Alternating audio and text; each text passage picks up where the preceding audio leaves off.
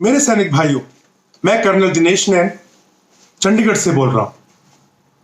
मैं आपके साथ एक संदेश और एक आह्वान के साथ बात करने के लिए आज सामने आया हूं। जैसे कि आप सबको पता है कि जो कोरोना की महामारी है, ये किस प्रकार से देश में फैल चुकी है। हर राज्य में कम से कम 20 से 30% लोग कोरोना से ग्रस्त हो चुके हैं। और वही हाल हुआ है हमारे 25 लाख पूर्व सैनिकों के परिवारों के साथ, और साथ ही साथ लगभग 15 लाख उन सैनिकों के परिवारों के साथ जो आज भी सेना में है, यानी 40 से 50 लाख परिवार। इतने सारे परिवारों के साथ 10-15 दिन पहले यह देखा गया कि वो अलग अलग हॉस्पिटल्स के अंदर धक्के खाते घूम रहे हैं। कोई उनको गेट में नहीं घुसने दे रहा, और उनके सामने उनके जो नजदीकी उनके भाई बहन बेटा बेटी सांस लेते लेते सांस के लिए मर गए। इतना बेसहारा, इतना बेबस उन लोगों ने महसूस किया कि मैं बता भी नहीं सकता। यह देखकर हमें लगा कि यह समय है जब नेक दिल सैनिकों को अपने सैनिक परिवार के साथ खड़ा होना पड़ेगा। यही सोचकर मैंने संपर्क साधना शुरू किया अलग अलग व्हाट्सएप ग्रुप के लोगों से, और बड़ी भारी मात्रा में लोग सामने आए। कोरोना बीमारी बहुत खतरनाक है। 1 घंटे के भीतर भीतर आदमी को मौत के मुंह में पहुंचा देती है। जब ऑक्सीजन लेवल डाउन होना शुरू होता है तो ये जो कोरोना फैल रहा है 24 घंटे भी नहीं देता। लेकिन आज की तारीख में पॉलीक्लिनिक या फिर ईसीएचएस सिस्टम बिल्कुल फेल हो चुका है।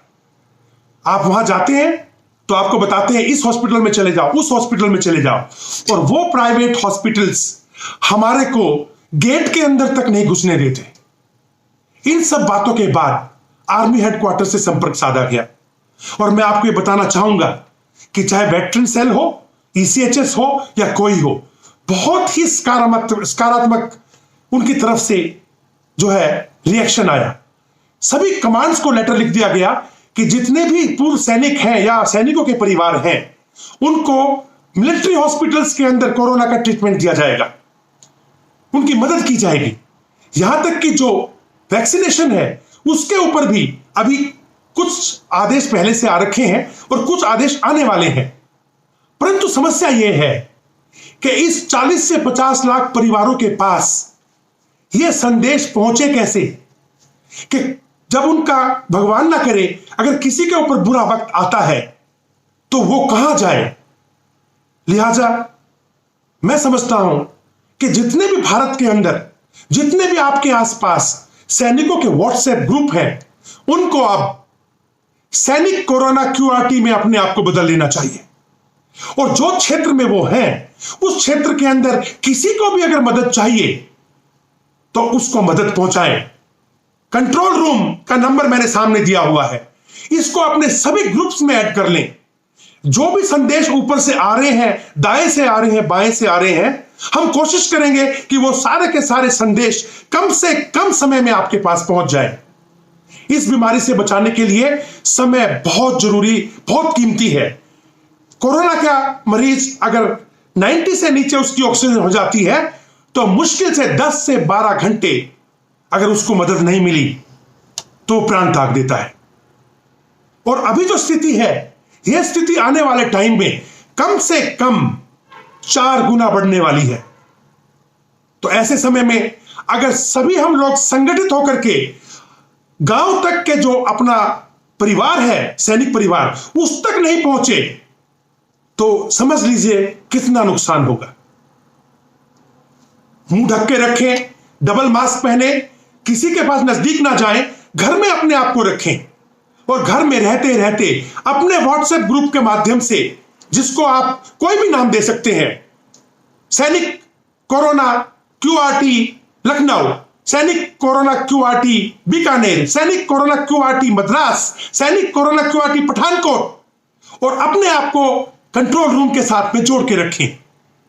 जैसे ही हमारे पास संदेश आता है, हम उस इलाके के जितने भी ग्रुप्स कंप्यूटर के अंदर हमारे पास में अब रजिस्टर्ड है, उनको तुरंत वो संदेश दे रहे हैं ताकि वो उस परिवार के पास जल्द से जल्द पहुंच सके। साथ ही साथ वेटरन सेल से लेकर के और आर्मी हेडक्वार्टर में जहां भी हमें पहुंचना है, हम पहुंच रहे हैं। और मैं आपको बताऊं, मदद भी मिल रही है, लेकिन रिसोर्सेज लिमिटेड है, हमें यह बात समझनी पड़ेगी।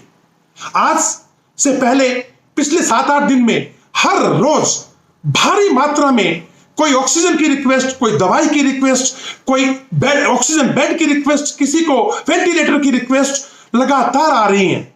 और सिर्फ पूर्व सैनिकों के परिवार से नहीं, सैनिकों के जो सैनिक अभी सेवा में हैं उनके परिवार से भी। और आज क्या मैं आपको एग्जांपल दूं तो एक बहन ने फोन किया कि उसका पिताजी देवबंद के अंदर आखिरी सांसें गिन रहा है, जिसकी ऑक्सीजन लेवल 64 हो गई है, और उसका बेटा वेस्ट बंगाल के अंदर सेवा में है। हमने तुरंत वेटरन सेल को भी सूचित किया और जितने भी ग्रुप सहारनपुर के आसपास, यहां तक कि हमने जो कानपुर तक के ग्रुप हैं उनके अंदर भी संदेश डाला। और आपको जान के ये खुशी होगी कि तुरंत वेटरन सेल ने रुड़की एमएच को फोन किया और हमें सूचित किया। जो नंबर हमने वेटरन सेल को दिया, उन्होंने उस सैनिक के भाई से बात की और उसके पिताजी को 1.5 घंटे के भीतर रुड़की एमएच में एडमिट किया गया। कई सैनिक हमारे को फोन कर रहे हैं जो सेवा में है कि उनके परिवारों को वैक्सीनेशन कराना है। हम पे इतना भरोसा है उन लोगों को। तो मैं आपसे ये गुजारिश करना चाहूंगा, हम सब लॉकडाउन में घर में बैठे हुए हैं, कोई काम नहीं कर रहे, क्यों ना हम अपने अपने व्हाट्सएप ग्रुप के सदस्यों के साथ मिलकर सैनिक कोरोना क्यूआरटी के माध्यम से जो भी सैनिक परिवार हमसे मदद चाहता है हमारे क्षेत्र के अंदर, क्यों ना हम आगे आए, क्यों ना हम संगठित हों, क्यों ना हम कम्युनिकेशन बढ़ाएं, क्यों ना हम मदद दें, क्यों ना हम मदद लें। और सारा परिवार अगर संगठित होता चला गया तो हम इस कोरोना की महामारी में कई सैनिक परिवारों को, सदस्यों को बचा पाएंगे। दूसरा, यह बात आप भी समझते हैं कि आर्मी के अंदर जो आज के मिलिट्री हॉस्पिटल्स हैं या फिर जो हमारे पॉलीक्लिनिक है जो फेल हो चुके, ईसीएच फेल हो गया है, उसके साथ जितने भी एम्पलेंट हॉस्पिटल से प्राइवेट गेट में नहीं घुसने दे रहे, बेड नहीं है बोल रहे हैं। ऐसे में एकमात्र उपाय रह गया इस परिवार को बचाने का, और वो है वैक्सीन। भ्रम है कि वैक्सीन लगाने के बाद कोरोना होता है। हां, होता है। 90% लोगों को नहीं होता, 10% को होता है।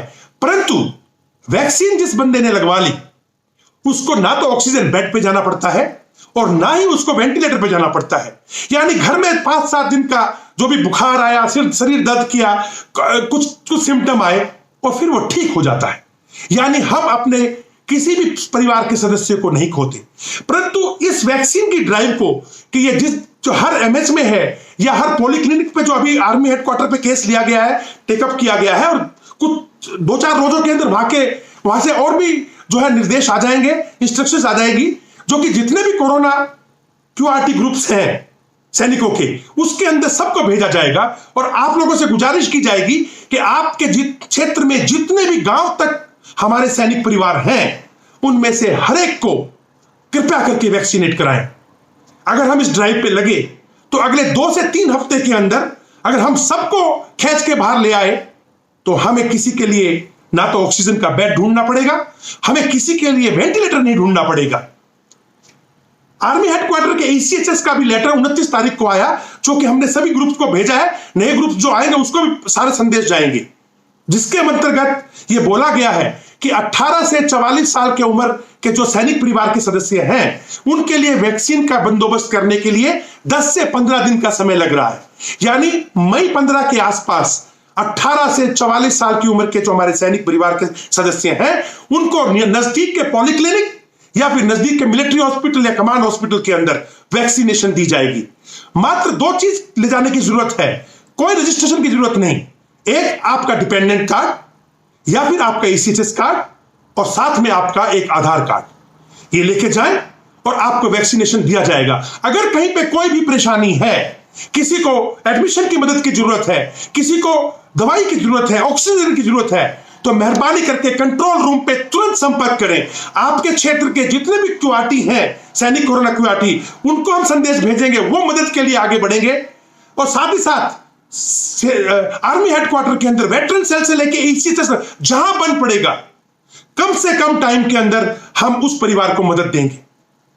लिहाजा आप सबसे एक ही गुजारिश है, यह विपदा का समय है, यह विपदा का समय है, और हम लोगों को समझदारी के साथ अपने परिवार के अंदर जो लोग सक्षम हैं, शहरों में बैठे हैं, कस्बों में बैठे हैं, व्हाट्सएप ग्रुप बना के बैठे हैं, अपने आप को सैनिक कोरोना क्यूआरटी के रूप में कार्यरत कर लें।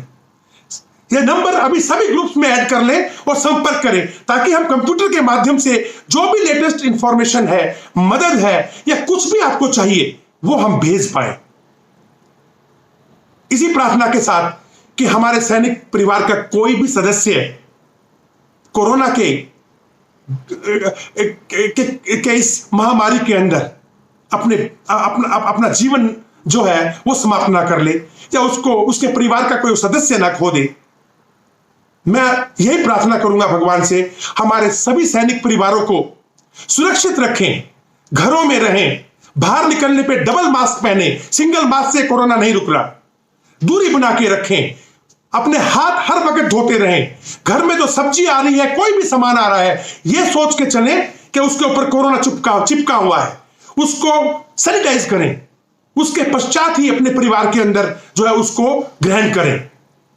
इसी प्रार्थना के साथ अगर आपको लगता हो कि इस नेक काम के अंदर जितने भी ग्रुप्स, व्हाट्सएप ग्रुप के अंदर जो सैनिक जुड़े हुए हैं, अगर वो आगे आए, जितने भी संगठन है वो भी क्यूआरटी के रूप में अगर आगे आए और इस समय सैनिकों के साथ, उनके परिवारों के साथ खड़े हो जाएं, तो मैं समझता हूं हम इस कोरोना को हरा कर छोड़ेंगे। जय हिंद।